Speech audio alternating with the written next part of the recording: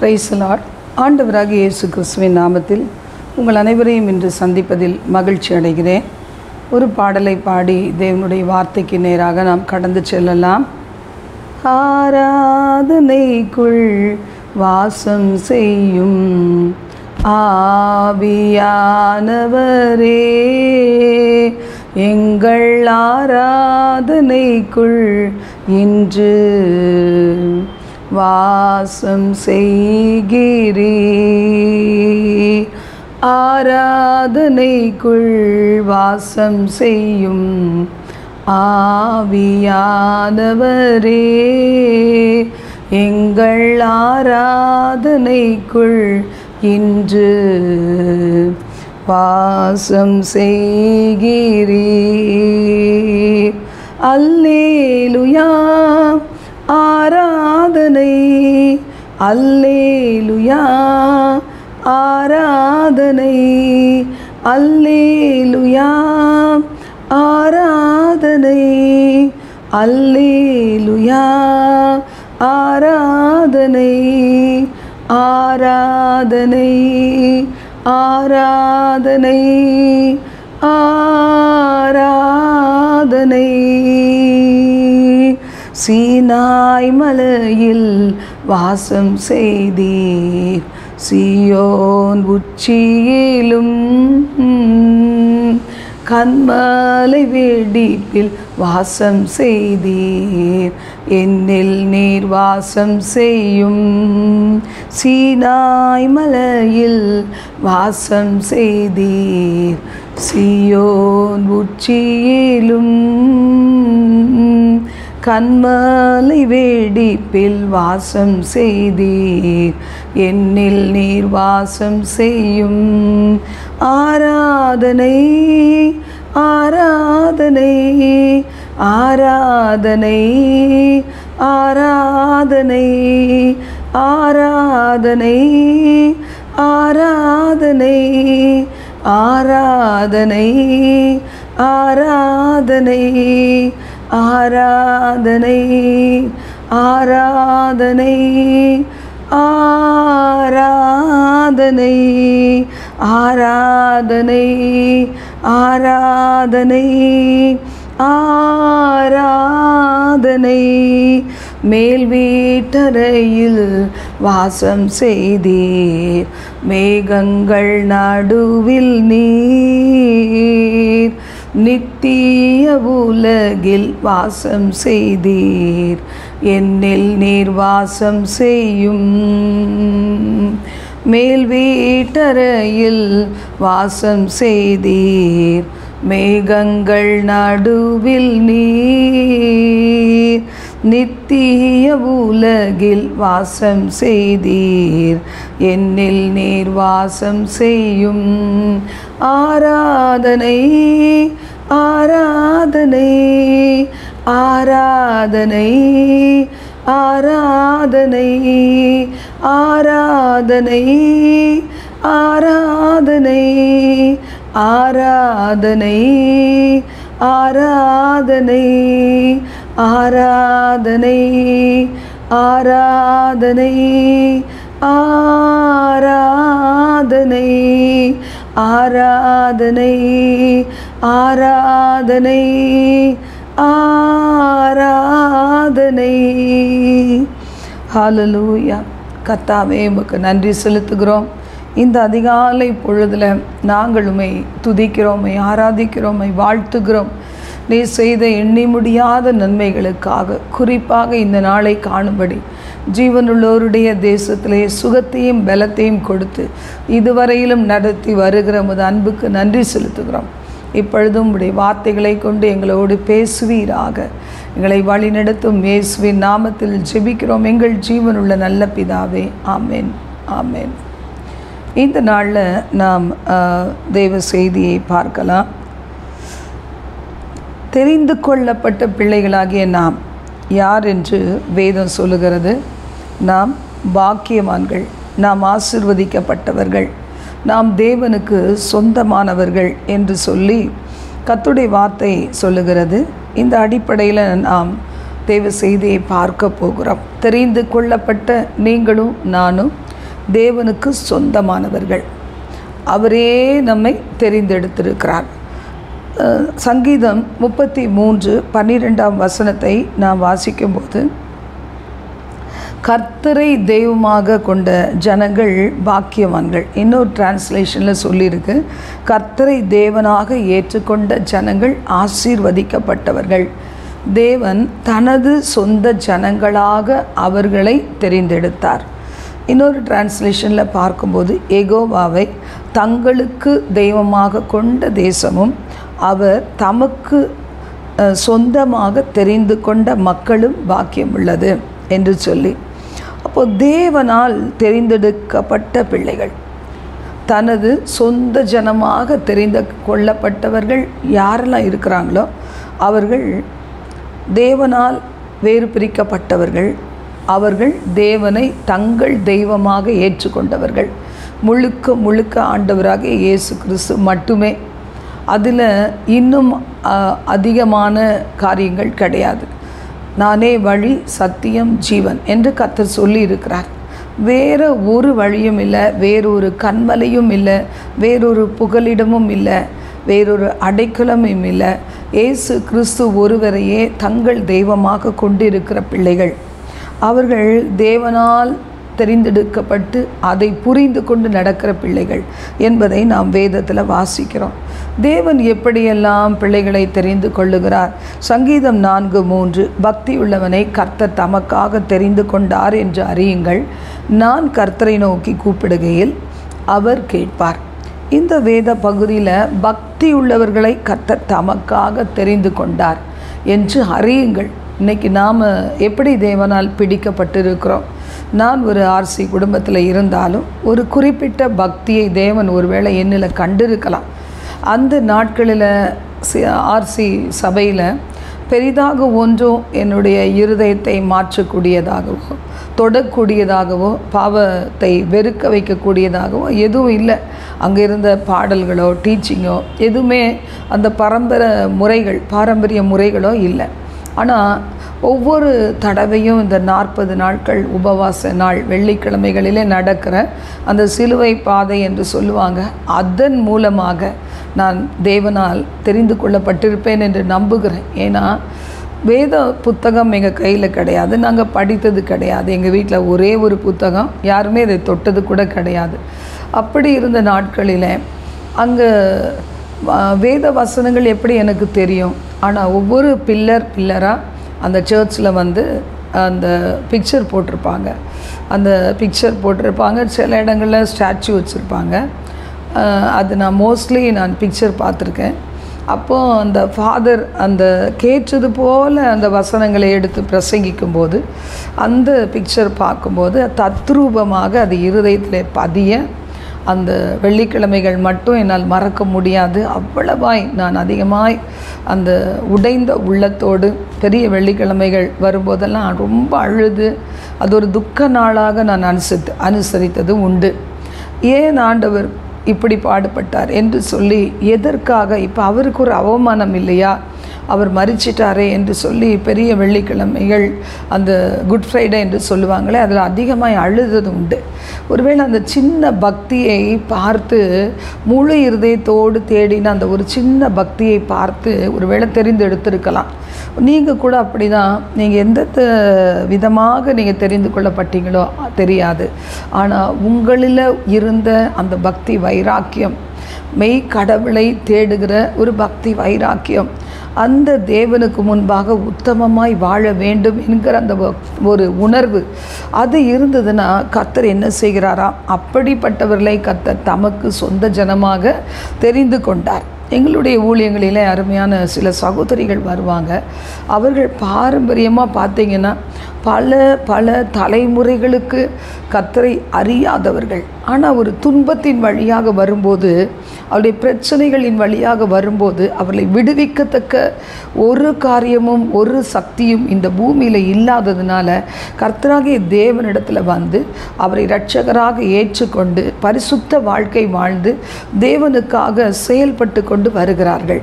அப்போ இன்னைக்கு உங்களையும் பார்த்து ஆண்டவர் சொல்லுகிறார், ஒருவேளை என்னையெல்லாம் தேவன் தெரிந்து கொள்ளவில்லை, நான் இப்படிப்பட்ட குடும்பத்திலே பிறந்தவள், என்னை தேவன் தெரிந்து கொண்டிருக்க சான்ஸே இல்லைன்னு சொல்லி நினைக்கலாம். ஆனால் பக்தி உள்ளவர்களை கர்த்தர் என்ன செய்கிறார்? தமக்கென்று தெரிந்து கொள்ளுகிறார். அவருக்கென்று தெரிந்து கொள்ளப்பட்ட பிள்ளைகள் நீங்கள் என்று வேதம் சொல்லுகிறது. அப்போஸ்தலர் 17ஆம் அதிகாரம் 16 முதல் 31 வசனங்கள் வரைக்கும் நாம் வாசிக்கும் போது, அத்தேனே பட்டணத்தில் பவுல் அவர்களுக்காக காத்து கொண்டிருக்கையில் அந்த பட்டினம் விக்கிரகங்களால் நிறைந்திருக்கிறதை கண்டு தன் ஆவியில் மிகுந்த வைராக்கியம் அடைந்து ஜெப ஆலயத்தில் யூதரோடும் பக்தி உள்ளவர்களோடும் சந்தை வெளிகளில் எதிர்ப்பட்டவர்களோடும் தினந்தோறும் சம்பாஷணை பண்ணினான். அப்பொழுது எபிகூரரும் ஸ்தோயிக்கருமான ஞானிகளில் சிலர் அவனுடனே வாக்குவாதம் பண்ணினார்கள். சிலர், இந்த வாயாடி என்ன பேச போகிறான் என்றார்கள். சிலர், இவன் அந்நிய தேவதைகளை அறிவிக்கிறவனாக காண்கிறது என்றார்கள். அவன் இயேசுவையும் உயிர்த்தெழுதலையும் பிரசங்கித்தபடினால் அப்படி சொன்னார்கள். சிலர் அவரை மார்ஸ் மேடைக்கு அழைத்து கொண்டு போய், நீ சொல்லுகிற புதிதான உபதேசம் இன்னதென்று நாங்கள் அறியலாமா? அவள் எப்பேற்பட்டவர்களா?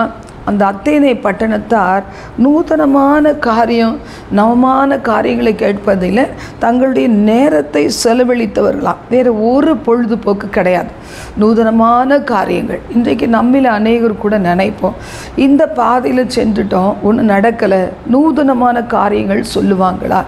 ஒரு முறை எங்களுடைய வீடு, நாங்கள் அதை இழக்க வேண்டிய ஒரு சந்தர்ப்பம் வந்தது. ஒரு அருமையான ஒரு பெரிய ஊழியக்காரர் மூலமாக சொல்லப்பட்ட தீர்க்க தரிசனத்தை நேற்றைய தினத்தில் இன்னொரு நல்ல ஒரு தேவ செய்தியை கேட்டு கொண்டிருக்கும் போது கர்த்தர் உணர்த்தினார். அது என்ன என்று சொல்லி பார்க்கும்போது, அந்த வீட்டினுடைய அருமையான பகுதி, அந்த ஃபஸ்ட்டு ஃப்ளோரில் இருக்கிற வீடு ரொம்ப சூப்பராக அருமையாய் கட்டப்பட்டு இருந்தது. ஆனால் அதுக்கு மேலே இருந்த ஜெப வீடு, அந்த சர்ச் மாதிரி நல்ல அருமையாக கட்டியிருந்தது. வெறும் ஆஸ்பெஸ்டா ஷீட் போட்டது தான். அதுதான் நாங்கள் கூடி தேவனை ஆராதிக்க ஞாயிற்றுக்கிழமை சாயந்தரம் ஆராதனை நடக்கும், வெள்ளிக்கிழமைகளில் நடக்கும், ஸ்பெஷல் மீட்டிங்ஸ் நடக்கும், காத்திருப்பு கூட்டங்கள் நடக்கும், வியாழக்கிழமை தோறும் துதி ஆராதனை நடக்கும். இப்படி பல ஊழியங்கள் நடந்து கொண்டு இருந்தது. அதற்காக அந்த இடத்தை என் ஹஸ்பண்ட் எனக்காக, நீ செய்கிற ஊழியத்திற்காக என்று கட்டி கொடுத்தாங்க. ஆனால் அந்த வீடை நாங்கள் இழக்க நேரிட்ட போது ஒரு பெரிய தீர்க்கதரிசி ஒருவர் எங்களுடைய சர்ச்சுக்கு வந்திருந்தாங்க. அப்போ அவங்க மூலம் கர்த்தர் வெளிப்படுத்தினது, ஒரு கேட்டில் சாத்தான் நின்று கொண்டு சொல்லுகிறான், இந்த வீட்டை இவளுக்கு கொடுக்க மாட்டேன். இன்னொரு கேட்டில் கர்த்தருடைய தூதன் நின்று கொண்டு சொல்கிறாங்க, இந்த வீடு என் மகளுக்குரியது, இதை யாரும் பறிக்க விடமாட்டேன் என்று சொல்லி. அந்த ஊழியக்காரர் சொன்னார், இதை என் கண்களிலே பார்க்கிறேன், ஆதலால் நீங்கள் கொடுக்க வேண்டிய போர்ஷன் என்ன? ஏன்னா அந்த வீடை வாங்கும்போது நான் கேட்டிருந்தேன், கர்த்தாவே, ஒரு வீடு வாங்குறதுக்கு எங்களுக்கு தகுதி இல்லை, அப்படியே வாங்கினா மேலே இருக்க போர்ஷன் உங்களுக்கு தருகிறேன் என்று சொல்லி. அப்பொழுது எனக்கு தெரிந்ததெல்லாம் ஜீசஸ் கால்ஸ் ஒன்று தான் எங்கள் வீட்டுக்கு பக்கத்தில் இருந்தது. எழுதி விட்டு நான் வந்துட்டேன். ஜெபித்து கொண்டு இருக்கும்போது தேவனுடைய கிருபையினால் அந்த வீட்டை கட்டினோம், மிகவும் குறைந்த விலைக்கு வாங்கி. ஆனால் தேவ சித்தத்திற்கு எதிராக தான் நாங்கள் அதை வாங்கினோம். ஏன்னா எங்களுக்குள்ள அதை ஏற்றுக்கொள்ளக்கூடிய மனப்பக்குவம் இல்லாததுனால. அப்போ அதே மாதிரி ஒரு குறிப்பிட்ட காலத்தில் அதை இழக்க நேர்ந்தது. ஆனால் ஆண்டவர் சொன்னார், இப்பொழுதும் ஒன்றும் நேரம் கடந்துடல, அந்த குறிப்பிட்ட போர்ஷன் கர்த்தருக்கு கொடுங்க என்று சொல்லி. என் ஹஸ்பண்ட் சொன்னாங்க, அவளுக்கு மேலே இருக்கிறது வசதி இவ்வளோ பண்ணி கொடுத்ததே ரொம்ப அதிகம், ஆனால் நான் அந்த சென்டர் போர்ஷன் கொடுக்க மாட்டேன்னு சொன்னாங்க. எந்த போர்ஷன் நாங்கள் கொடுக்க மாட்டோமோ அந்த போர்ஷனில் தான் பார்த்திங்கன்னா சத்துருக்கள் எங்களை வஞ்சிக்கும்படி ஒரு சூழ்நிலை வந்தது. அந்த சென்டர் போர்ஷனை மாத்திரம் ஒத்தி வைத்து எழுதினோன்னு சொல்லிட்டு டோட்டலான அந்த பெரிய வீட்டையே பாதிக்கு பாதி என்று எழுதி எங்களை ஏமாற்றினாங்க. எனக்கு ஒன்றுமே தெரியாது அந்த காலத்தில். என் ஹஸ்பண்ட் ஏமாற்றப்பட்டாங்க. முழு குடும்பமும் நாங்கள் கலங்கி நின்றோம். அது ஒரு காலம். ஆனால் அந்த இடத்துல பாருங்கள், தேவ ஆலோசனைக்கு ஒருவேளை நாங்கள் கீழ்ப்படித்து இருந்தால் நாங்கள் சத்துருவுக்கு முன்னாடி வெட்கப்பட்டு போயிருக்க மாட்டோம். தேவனால் தெரிந்து கொள்ளப்பட்ட பிள்ளைகளை மட்டும்தான் ஆண்டவர் இப்படி நெருக்கி நடத்துவார். எல்லாருக்கும் அப்படிப்பட்ட காரியம் இல்லை. அப்போ அறியாமையினாலே சில நேரங்களில் நாம் எதையோ சொல்லி விடுகிறோம். செய்ய முடியாமல் இருக்கும்போது அதை குறித்து கொஞ்சமாவது மனஸ்தாபப்படாமலும் தேவ சமூகத்திலே நாம் அதை அறிக்கை செய்வது அவசியம் என்பதை அறியாமலும் இருக்கிறோம். அதன் மூலம் அந்த வீட்டை நாங்கள் இழந்தோம். அப்படி இந்த வேத வசனம் என்ன சொல்லுகிறது? இந்த மாதிரி அதற்கு நாங்கள் அந்த நாட்களில் நாங்கள் ஒரு ஊழியக்காரரிடத்துல ஒரு சகோதரி போவாங்க, எனக்கு தெரிஞ்ச சகோதரி. அவங்க சொன்னாங்க, நீங்கள் வாங்க சிஸ்டர், அவர் என்ன செய்வார், ஒரு இளநியை மந்திரிச்சு கொடுப்பார், ஜெபித்து கொடுப்பார். அந்த இளநியை வாங்கி நீங்கள் வீடெல்லாம் தெளிச்சிங்கன்னா கட்டாயமாக அந்த வீடு உங்களுடையதாகும்னு சொன்னாங்க. ஆனால் அது வேதத்துக்கு புறம்பாக இருந்ததுனால நான் போகலை. ஆனால் பாருங்கள், இப்படி நூதனமான காரியங்கள் அநேக இடங்களில் நடந்து கொண்டு இருக்கிறது. இப்போ ஜனங்கள், தேவனுக்கு காத்திராத ஜனங்கள், தேவனால் தெரிந்து கொள்ளப்பட்ட பிள்ளைகள் என்கிற நிச்சயம் இல்லாத ஜனங்கள் என்ன செய்வாங்க, இங்கும் அங்கும் ஓடி எதையாகிலும் புதிதாய் கிடைக்கிறதா, அப்படித்தான் அந்த அத்தேனே பட்டணத்தார் காணப்பட்டாங்க. அப்போ அந்த நேரத்தில் அதுவே அவர்களை தேவன் தெரிந்து கொள்வதற்கு உரிய காரியமாய் காணப்பட்டது. இதில் பார்க்கும்போது பவுல் சொல்லுகிறார், அப்பொழுது பவுல் மார்ஸ் மேடையின் நடுவிலே நின்று, அத்தேனரே, எந்த விஷயத்திலும் நீங்கள் மிகுந்த தேவ பக்தியுள்ளவர்கள் என்று காண்கிறேன். எப்படி என்றால், நான் சுற்றி திரிந்து உங்கள் ஆராதனைக்குரியவைகளை கவனித்து பார்த்த பொழுது அறியப்படாத தேவனுக்கு என்று எழுதியிருக்கிற ஒரு பலிபீடத்தை கண்டேன். நீங்கள் அறியாமல் ஆராதிக்கிற அவரைத்தான் நான் உங்களுக்கு சொல்ல வந்திருக்கிறேன். அவர் உலகத்தை சிருஷ்டித்தவர், வானத்தை சிருஷ்டித்தவர், சகலவற்றையும் உண்டாக்கினவர். அவர் சிறிய ஒரு கோயிலே வாசம் பண்ணுகிற தேவன் அல்ல. வானம் அவருக்கு சிங்காசனம், பூமி அவருக்கு பாதப்படி. இத்தனை பெரிய தெய்வம் அவருக்கு நாம் பணிவிடை செய்கிறது அல்ல. அவர் நமக்காக எல்லாம் சிலுவையிலே அவர் செய்து முடித்திருக்கிறார் என்று சொல்லி அவருடைய இரத்தத்தினாலே மனுஷ ஜாதியான சகல ஜனங்களையும் ஒரே இரத்தத்தினாலே தோன்ற பண்ணி பூமியின் மீதெங்கும் குடி இருக்க செய்து முன் தீர்மானிக்கப்பட்ட காலங்களையும் அல்லது குடியிருப்பின் எல்லைகளையும் குறித்திருக்கிறார். அவர் தடவியாகிலும் தம்மை தேடி கண்டுபிடிக்கத்தக்க விதத்தில் அவருக்கு நமக்கு சமீபமாயிருக்கிறார். யாருக்கும் தூரமானவர் அல்லவே அல்ல. இன்றைக்கி கூட இந்த செய்தியை கேட்கிற நீங்கள் கூட டெஸ்ட் பண்ணி பார்க்கலாம், உண்மையான தெய்வம் யார் என்று சொல்லி நீங்களே கேட்டால் அவர் உங்கள் சமீபமாக இருக்கிறதை உணர முடியும். அந்த வசனம் சொல்லுகிறது, அவர் எதற்கு ஒப்பானவர், நம்மளால் அது புரிந்து கொள்ளவே முடியாது. மகிமையாய் அக்னியாய் வெளிப்பட்டார், அவர்தான் தெய்வம் என்று யாத்திராகமத்தில் வெளிப்படுத்தப்பட்டது. அவருக்கு நாம் எந்த உருவத்தை கொடுக்க முடியும், எந்த விதத்தில் அக்கினிக்கு ஒரு ஷேப் கொடுக்க முடியும்? கர்த்தருடைய வார்த்தை சொல்லுகிறது, ஒரு நாள் இருக்கிறது, அவர் தாம் நியமித்த மனுஷனை கொண்டு இந்த பூலோகத்தை நீதியாய் நியாயம் தீர்ப்பார். அந்த மனுஷனை மரித்தோரிலிருந்து எழுப்பினதினாலே அதின் நிச்சயத்தை எல்லோருக்கும் விளங்க பண்ணினார் என்று சொல்லப்பட்டிருக்கிறது. அப்போ இந்த நாளில் நான் தேவனுடைய பிள்ளையாய் தெரிந்தெடுக்கப்பட்டது உண்டானா நாம் அறிய வேண்டியது என்ன? இந்த காரியத்தை அறிய வேண்டும். அறியப்படாத நூதனமான காரியங்களை கேட்பதற்கு, செய்வதற்கு, பழக்கப்படுத்தி கொள்ளுவதற்கு அதை நாம் எத்தனை ஆர்வம் காட்டுகிறோமோ, உண்மையான தேவன் என்னை படைத்தவர் யார், இனிமேல் என்னுடைய வாழ்க்கையின் முடிவு என்ன, இந்த முடிவுக்கு பிறகு என் வாழ்க்கை எப்படியாய் மாறும், நான் ஏன் இந்த உலகத்தில் பாவம் செய்யாதபடி பரிசுத்தமாக இருக்க வேண்டும், என்னால் முடியுமா? இந்த கேள்விகள் நீங்கள் கேட்டு பார்க்கும்போது கர்த்தர் தம்மை நிச்சயமாக வெளிப்படுத்துவார். யோவான் 15:16 முதல் 21, நீங்கள் என்னை தெரிந்து கொள்ளவில்லை, நான் உங்களை தெரிந்து கொண்டேன். நீங்கள் என் நாமத்தினாலே பிதாவை கேட்டுக்கொள்வது எதுவோ அதை அவர் உங்களுக்கு கொடுக்கத்தக்கதாக நீங்கள் போய் கனி கொடுக்கும்படிக்கும் உங்கள் கனி நிலைத்திருக்கும்படிக்கும் நான் உங்களை ஏற்படுத்தினேன். தெரிந்து கொண்ட தேவன் ஒரு நோக்கம் இல்லாமல் இல்லை.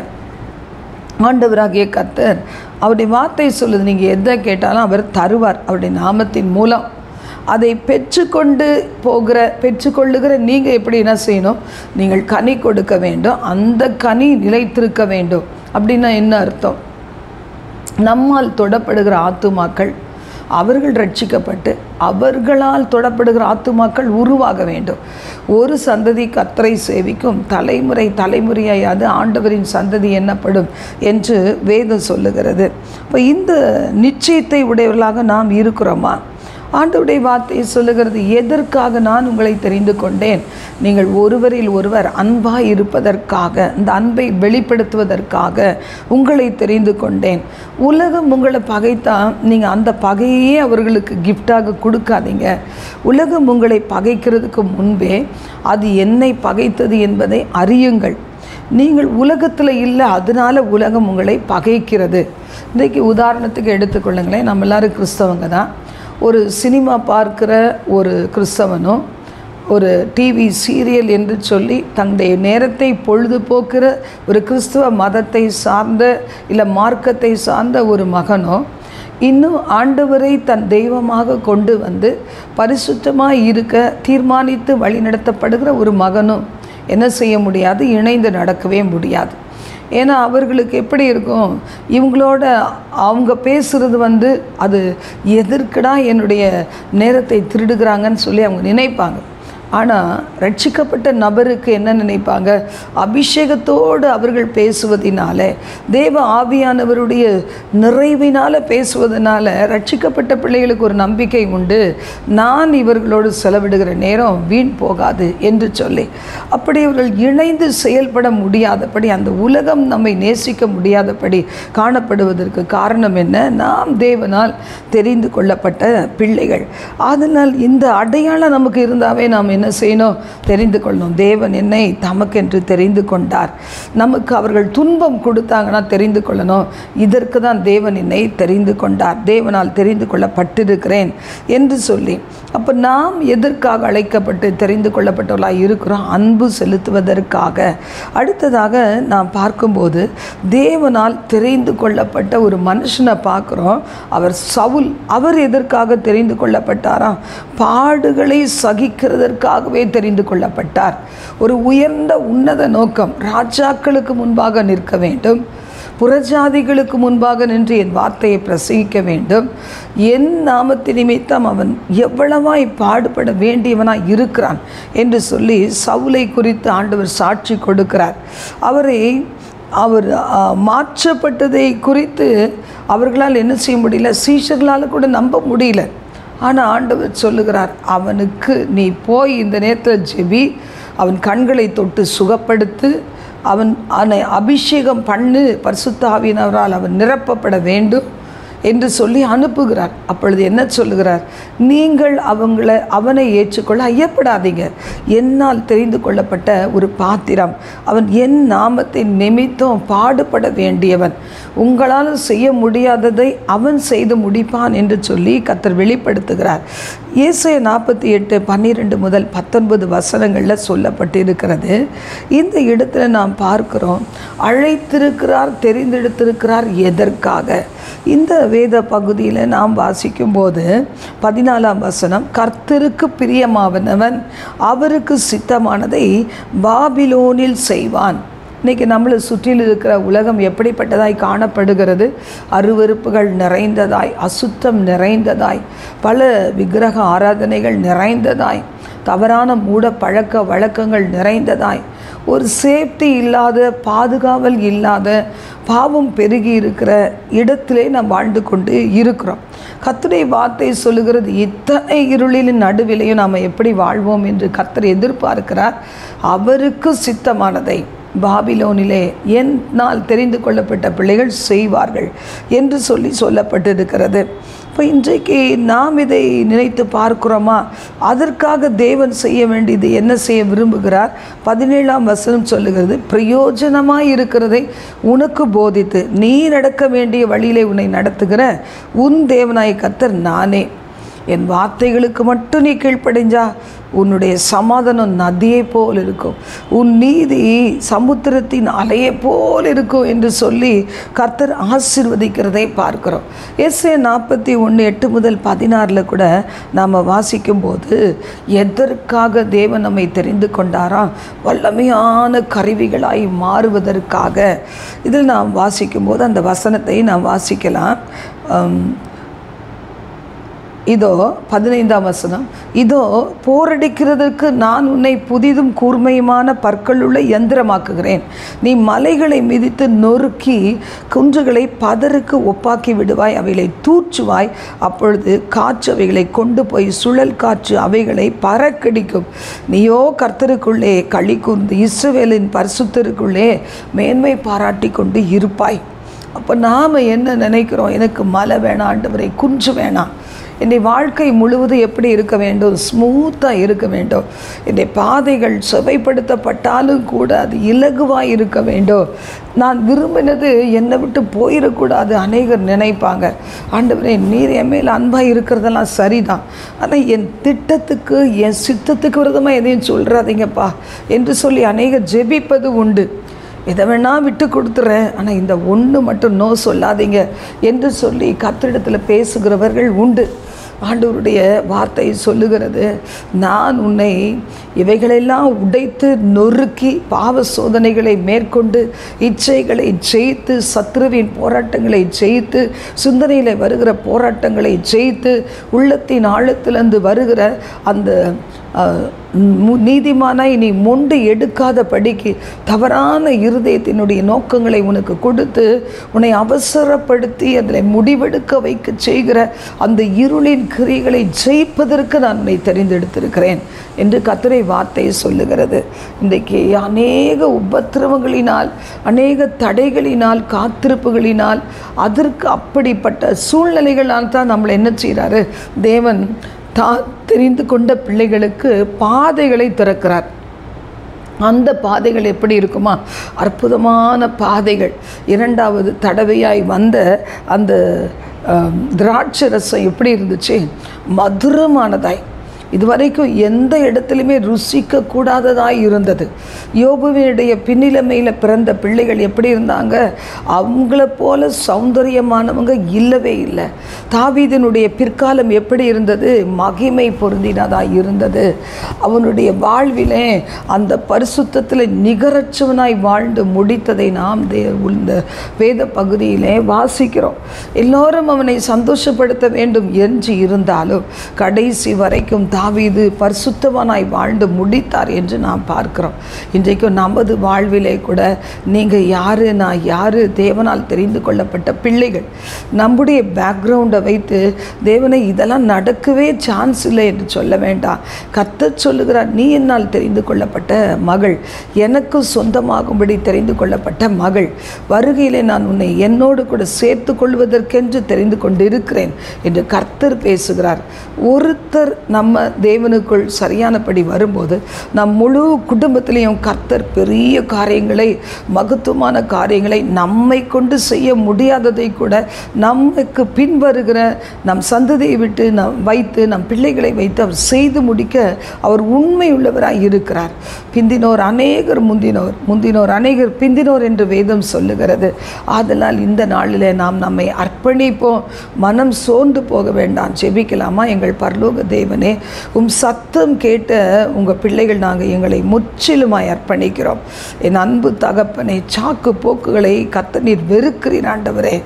நீர் உம்மால தெரிந்து கொள்ளப்பட்ட பிள்ளைகள் நாங்கள் என்பதை உணர்கிறோம், விட்டு கொடுக்கிறோம். எங்களை வனைந்து கொள்ளும், உடைத்து வனைந்து கொள்ளும், நொறுக்கி உருக்கி எங்களை வனைந்து கொள்ளும். உமக்கு உகந்த பாத்திரமாய் மாற்றி எங்கள் மூலம் நீர் மகிமைப்படுவீராக.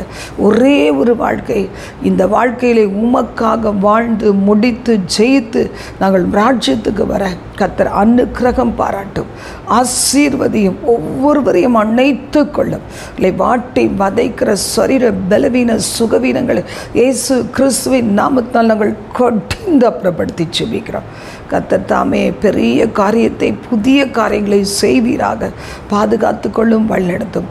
எல்லா துதியும் கனமகிமையும் கர்த்தர் ஒருவருக்கே செலுத்துகிறோம். இயேசுவின் நாமத்தில் ஜெபிக்கிறோம் பிதாவே. ஆமென், ஆமென்.